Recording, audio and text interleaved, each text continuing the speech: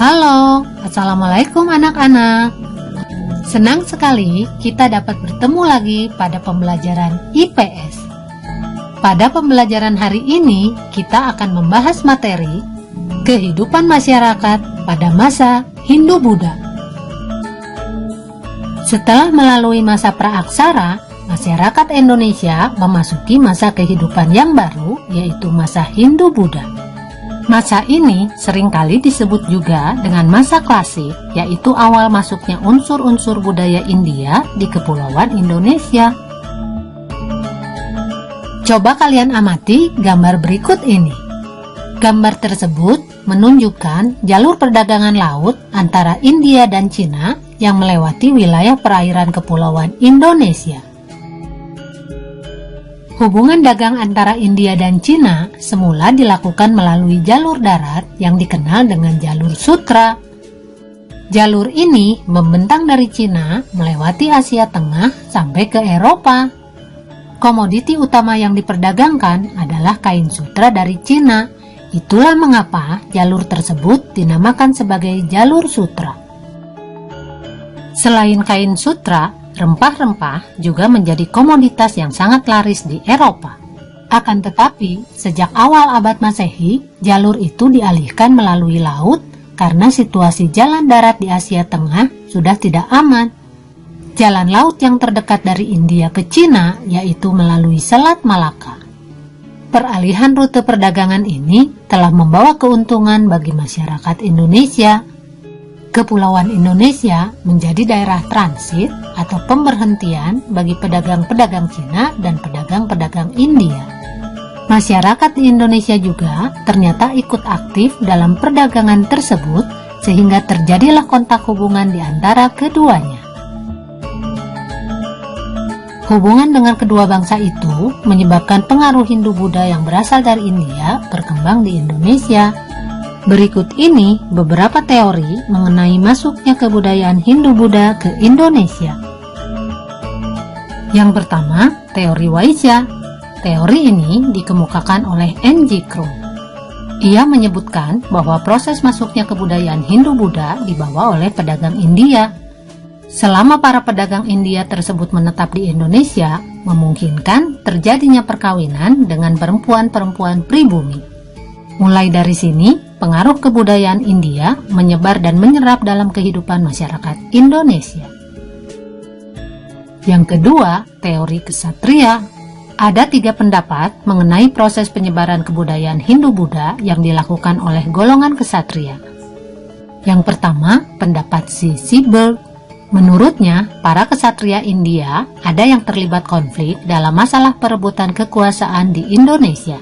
Bantuan yang diberikan oleh para kesatria ini sedikit banyak membantu kemenangan bagi salah satu kelompok atau suku di Indonesia yang sedang bertikai. Sebagai hadiah atas kemenangan itu, ada di antara mereka yang kemudian dinikahkan dengan salah satu putri dari kepala suku atau kelompok yang dibantunya. Dari perkawinannya itu, para kesatria dengan mudah menyebarkan tradisi Hindu-Buddha kepada keluarga yang dinikahinya.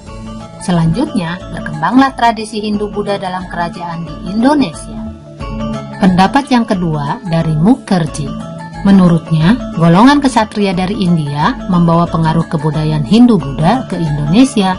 Para kesatria ini membangun koloni-koloni yang berkembang menjadi sebuah kerajaan. Selanjutnya yang ketiga adalah pendapat dari J.L. Munz. Sekitar abad ke-5, ada di antara para keluarga kerajaan di India Selatan melarikan diri ke Indonesia sewaktu kerajaannya mengalami kehancuran. Mereka itu nantinya mendirikan kerajaan di Indonesia. Teori yang ketiga yaitu teori Brahmana yang diungkap oleh J.C. Vandler. Ia mengatakan bahwa kebudayaan Hindu-Buddha India yang menyebar ke Indonesia dibawa oleh golongan Brahmana. Pendapatnya itu didasarkan pada pengamatan terhadap sisa-sisa peninggalan kerajaan-kerajaan yang bercorak Hindu-Buddha di Indonesia, terutama pada prasasti-prasasti yang menggunakan bahasa Sanskerta dan huruf Pallawa. Karena hanya golongan Brahmana lah yang menguasai bahasa dan huruf itu, maka sangat jelas di sini adanya peran Brahmana. Dan yang terakhir, ada teori arus balik yang diungkapkan oleh F.D.K. Bos. Teori ini menyebutkan bahwa banyak pemuda Indonesia yang belajar agama Hindu-Buddha ke India. Setelah memperoleh ilmu yang banyak, mereka kembali ke Indonesia untuk menyebarkannya. Masuknya pengaruh Hindu-Buddha ke Indonesia telah membawa perubahan dalam berbagai aspek kehidupan masyarakat Indonesia. Pertama, di bidang pemerintahan. Sebelum unsur kebudayaan dan agama Hindu-Buddha masuk, masyarakat dipimpin oleh seorang kepala suku yang dipilih oleh anggota masyarakatnya. Setelah masuknya unsur kebudayaan dan agama Hindu-Buddha, terjadi perubahan. Kedudukan kepala suku digantikan oleh raja seperti halnya di India.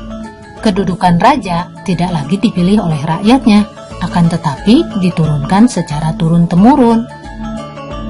Yang kedua, bidang sosial. Dalam bidang sosial ditandai dengan munculnya pembedaan yang tegas antar kelompok masyarakat.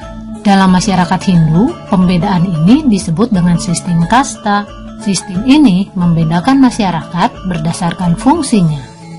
Adanya pembagian masyarakat berdasarkan kasta berdampak pada perbedaan hak-hak antar golongan-golongan kasta yang berlainan, terutama dalam hal pewarisan harta, pemberian sanksi, dan kedudukan dalam pemerintahan. Yang ketiga, bidang ekonomi. Sejak terbentuknya jalur perdagangan laut yang menghubungkan India dan Cina, kegiatan perdagangan di Kepulauan Indonesia berkembang dengan pesat. Daerah pantai timur Sumatera menjadi jalur perdagangan yang ramai dikunjungi para pedagang. Kemudian muncul pusat-pusat perdagangan yang berkembang menjadi pusat kerajaan. Selanjutnya, bidang agama.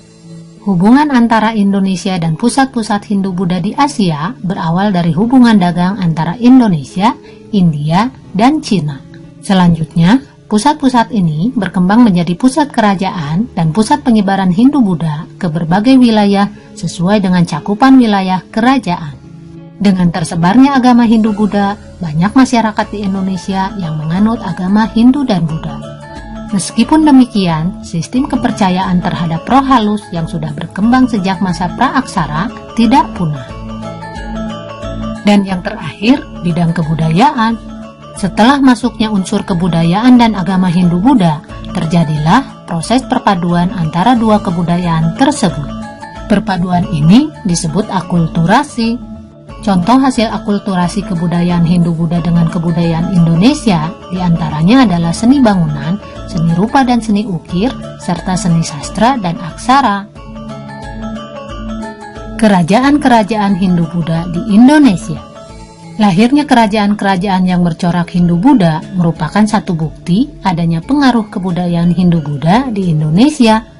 Contoh kerajaan-kerajaan Hindu-Buddha yang ada di Indonesia yaitu Kerajaan Kutai, Kerajaan Tarumanegara, Kerajaan Sriwijaya, Kerajaan Mataram Kuno, Kerajaan Medang, Kerajaan Kediri, Kerajaan Singosari, dan Kerajaan Majapahit. Peninggalan-peninggalan masa Hindu-Buddha. Pertama, candi dan stupa. Bangunan candi dan stupa ada yang didirikan sebagai tempat pemujaan dan ada pula yang didirikan sebagai makam. Bangunan yang digunakan agama Hindu, contohnya antara lain Candi Prambanan, Candi Sukuh, Candi Canggal, dan Candi Gedong Songo. Adapun bangunan yang digunakan agama Buddha, contohnya antara lain Borobudur, Mendut, Sewu, dan Plaosan. Peninggalan yang kedua yaitu Gapura. Gapura adalah bangunan berupa pintu gerbang. Gapura ada yang beratap dan berdaun pintu, dan ada yang menyerupai candi terbelah dua. Gapura yang beratap disebut Padu Raksa dan yang terbelah dua disebut Bentar. Contoh bangunan Gapura diantaranya adalah Gapura Uringin Lawang di Trowulan, peninggalan kerajaan Majapahit. Yang ketiga ada Petirtaan. Petirtaan adalah pemandian suci di kalangan istana. Peninggalan selanjutnya yaitu patung atau arca. Bentuk patung Hindu tidak sama dengan bentuk patung Buddha. Patung Hindu umumnya berbentuk dewa-dewi, tokoh, dan makhluk mistik. Adapun patung Buddha bentuknya mewujudkan Sang Buddha Gautama sendiri. Kemudian peninggalan yang kelima yaitu relief. Relief adalah seni pahat pada dinding suatu bangunan atau candi. Relief melukiskan suatu cerita. Contohnya, cerita Ramayana yang dipahat pada dinding candi Prambanan. Yang keenam, ada prasasti. Prasasti merupakan tulisan pada batu yang memuat berbagai informasi tentang sejarah dan peringatan atau catatan suatu peristiwa. Misalnya, prasasti Canggal, prasasti Ciaruten, prasasti Talang Tuo, prasasti Kota Kapur, dan lainnya. Peninggalan selanjutnya yaitu kitab. Kitab merupakan karangan berupa kisah, catatan, laporan tentang suatu peristiwa atau sejarah. Kitab-kitab peninggalan masa Hindu-Buddha antara lain adalah Kakawih Bharatayuda karya Empu Sedah dan Empu Panuluh, Kitab Negara Kertagama dan Sutasoma karya Empu Prapanca. Peninggalan selanjutnya yaitu wayang. Pertunjukan wayang merupakan perpaduan dari seni pertunjukan, seni musik, seni peran, seni sastra, dan seni rupa. Dalang menjadi tokoh kunci dalam pertunjukan wayang yang berperan dalam menentukan jalan cerita, memerankan tokoh-tokoh, dan mengatur seluruh pertunjukan. Peninggalan yang terakhir yaitu upacara keagamaan. Upacara keagamaan contohnya adalah ngaben dan kesodo. Ngaben merupakan upacara pembakaran jenazah pada masyarakat Hindu di Bali. Sementara kesodo adalah upacara yang dilakukan oleh masyarakat Hindu di Tengger, Jawa Timur.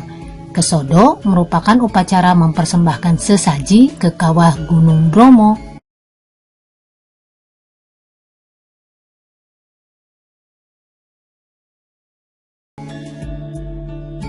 Nah anak-anak, itulah kehidupan masyarakat pada masa Hindu-Buddha.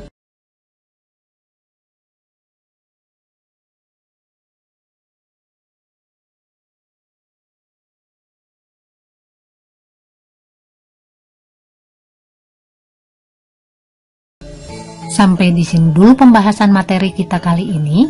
Kita akan bertemu lagi pada pertemuan selanjutnya. Wassalamualaikum warahmatullahi wabarakatuh.